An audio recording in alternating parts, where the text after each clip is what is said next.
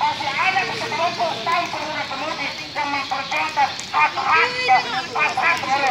masyarakat yang tertinggal. Dan permohonan maaf juga kami sampaikan kepada para pengguna jalan dan ucapan terima kasih kami sampaikan kepada pihak yang pada hari ini menjaga aksi kami. Dan jangan takut, karena aksi kita ini adalah aksi damai, aksi yang dilindungi oleh undang-undang. Dan jika ada pihak yang mengganggu, kita ini adalah pemuda, kita ini adalah pemuda yang tegar, bukan pemuda kerancanan apapun hal ini. Mungkin sekelompok teman-teman kita, sahabat-sahabat kita, atau teman-teman kita sedang masuk di kumpulan sana. Tahu semua. Wah, angke ya.